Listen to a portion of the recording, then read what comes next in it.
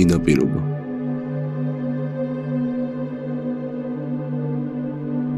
ამურუს სამეფოს დამორჩილების შემდეგ სეთი პირველი ეგვიპტეში ბრუნდება და მალევე გარდაიცვლება. მის ადგილს იკავებს რამსეს მეორე, რომელსაც მამამისთან ერთად ამურუში ლაშქრობის დროს დიდი გამოცდილება დაუკრავდა.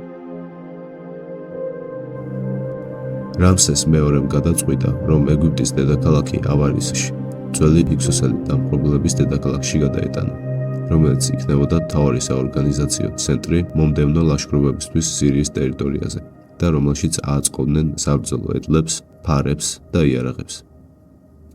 ქალაქს პირამსესი ეწოდა.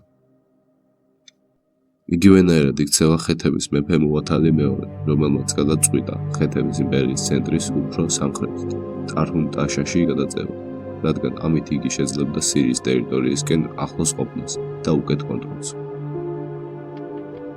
ხეთების სამეფოში განვითარებული შიდა არეულობის გამო 1265 წელს რამსეს მეორე თავისი ჯარით მარტივად იბრუნებს იმავე ტერიტორიას, რაც მანამდე მამამისს ჰქონდა აღებული, მაგრამ ქადეშის გამოკლებით, რადგან იქ ხეთების წინააღმდეგობა დახვდა. ასე რომ ქადეშის აღებას იგი 1 წლის ვადით გადადებს და ბრუნდება ქალაქ პირამსესში. ძველი წელთაღრიცხვით 1274 წელს მუვათალიმ გაიგო, რომ ამურუს სამეფო ეგვიპტემ წაართვა. მაშინვე შეუდგა არმიის შეკრებას და სახელმწიფოს ყველა კუთხიდან მოიხმო ჯარი, რომელიც ჯამში 19 ვასალი ქვეყნის მებრძოლებისგან შედგებოდა. ასევე დახარჯა უამრავი ვერცხლი დაქირავებული მებრძოლების ასაყვანად. ეს იყო ყველაზე დიდი არმია ხეთების ისტორიის მანძილზე და იგი მიემართებოდა ქადეშისკენ. რამსეს მეორეც გადამზადებული ჯარით უკვე ხელმეორედ მიემართება ქადეშის სასაღებად. მოულოდნელად ორივე სახელმწიფოს გეგმები ერთ ადგილას იკვეთება, ქალაქ ქადეშში. სანამ ბრძოლაზე გადავალთ, განვიხილოთ ორივე დაპირისპირებული მხარის შემადგენლობა. ეგვიპტის არმია შედგებოდა 4 დივიზიისგან. თითოეულ დივიზიას ეგვიპტური ღვთაების სახელი ჰქონდა: ამუნი, რა, სეთი და პტა. თითოეულ დივიზიაში შედიოდა 4000 ქვეითი და 500 საბრძოლო ედლი, რომელზეც 1000 კაცი იჯდა.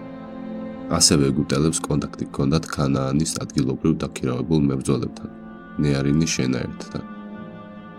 ხეთები 19 ვასალი ქვეყანა, ქვეითების საერთო რაოდენობა 15000 კაცი, საბრძოლო ედლები 2500, რომელზეც 7500 კაცი იჯდა. საბრძოლო ედლებში განსხვავება ისაა, რომ ეგვიპტელების ედლები იყო მსუბუქი, მანევრირებადი და ზედ იჯდა 2 კაცი, მეედლე და მშვილდოსანი.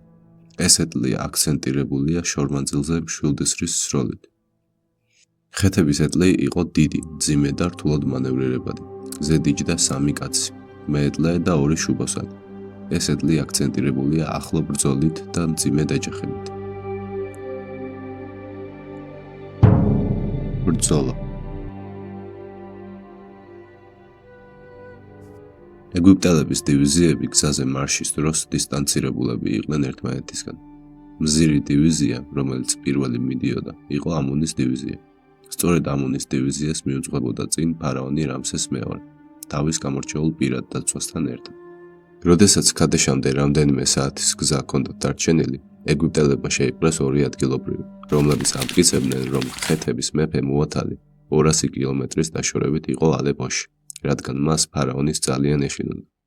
ეს რა თქმა უნდა სიმართლეს არ შეესაბამებოდა და სინამდვილეში იყო ხეთების მიერ მოფიქრებული ტყუილი, რომ საბოლოოდ მახეში გამულიყო ეგვიპტელთა არმია. გახარებულმა ფარაონმა კიდევ უფრო აჩქარა ტემპი ქალაქისკენ.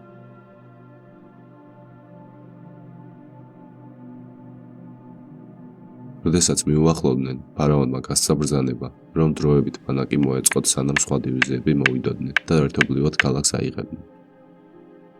ეგვიპტელებმა თავიანთი ფარები გამოიყენეს მცირე ფორტიფიკაციებად და დაამაგრეს მიწაზე. მოულოდნელად ეგვიპტელებმა ბანაკთან საეჭვოდ ახლოს შეიპყრეს 2 ხეთელი და მიჰგვარეს ფარაონს. მათ აიძულეს, რომ ფარაონის კითხვებზე პასუხი გაეცათ და ასეც მოხდა. სად არის თქვენი მეფე? გავიგე, რომ ის ალეპოს მიწებზეა. ხეთების მეფე აქ უკვე მოსულია, მრავალ ქვეყანასთან ერთად, რომლებიც მას ეხმარებიან. რიცხოვნობით ქვიშაზე მეტი არიან და გელოდებიან საბრძოლველად. ფარაონს თავზარი დაეცა, გაგზავნა შიკრიკების ნაწილი სხვა დივიზიების დასაჩქარებლად და ნაწილი ადგილობრივი ნეარინის შენაერთის მოსახმობად. ამ დროს მუათალიმ გამოყო ეტლოსნების ჯგუფი, მათ დაევალათ ბრძოლით დაზვერვა და ინფორმაციის შეგროვება. როდესაც რას დივიზია თითქმის მისული იყო დანიშნულების ადგილას, ხეთებმა შეამჩნიეს და გადაწყვიტეს ჩასაფრებაში გაენადგურებინათ. რას დივიზიამ ფარაონის მოხმობაზე სწრაფი ტემპით დაიწყო მოძრაობა.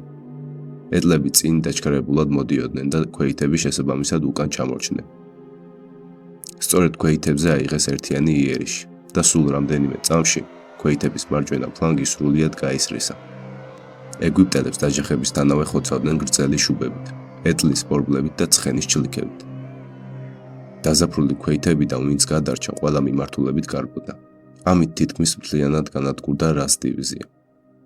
რას ეტლოსნებმა უვნებლად დააღწიეს თავი ჩასაფრებას და უკვე მთელი სისწრაფით მიემართებოდნენ ფარაონისკენ გასაფრთხილებლად. ხეთებმა თავიანთი მძიმე ეტლები ნელ-ნელა მოაბრუნეს და მათ გაეკიდნენ.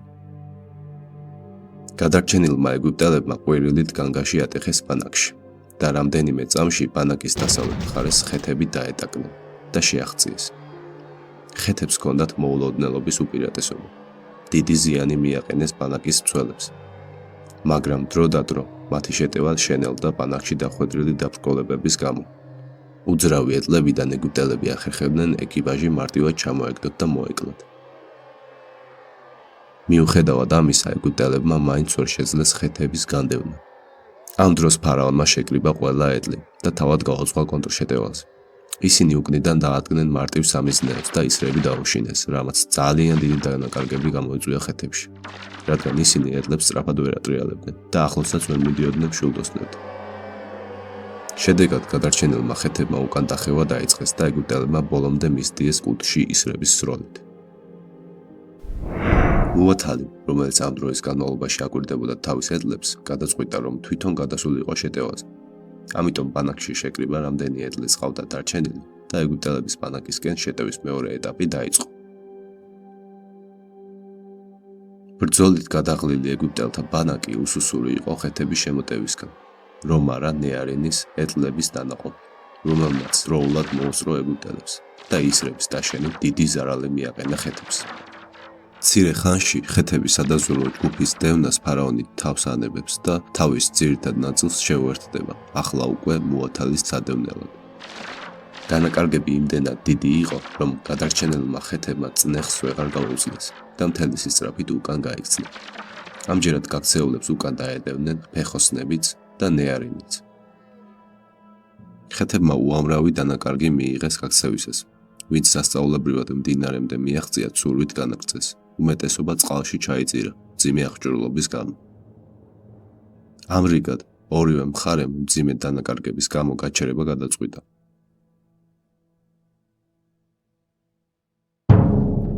შედეგები.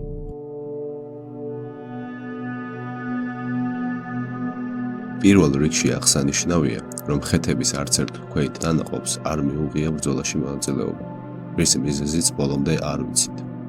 არც ეგვიპტის დანარჩენ 3 დივიზიას, რომლებმაც სიშორის გამო ვერ შეძლეს დროულად მოსვლა. ფარაონმა მძიმე დანაკარგების გამო უკან გამგზავრება ამჯობინა, რამე თუ მათ არ ყოფნიდათ საკმარისი ცოცხალი ძალა ქადეშის ასაღებად. ქადეშის ბრძოლას გამარჯვებული არ ყავს, ორივე მხარე თავისთვის იწერდა გამარჯვების გულებს, მაგრამ უკეთეს პოზიციაში მაინც მუათალი აღმოჩნდა, რომელმაც ფარაონის უკან დახევის შემდეგ შეძლო ამურუს სამეფოს დაბრუნება.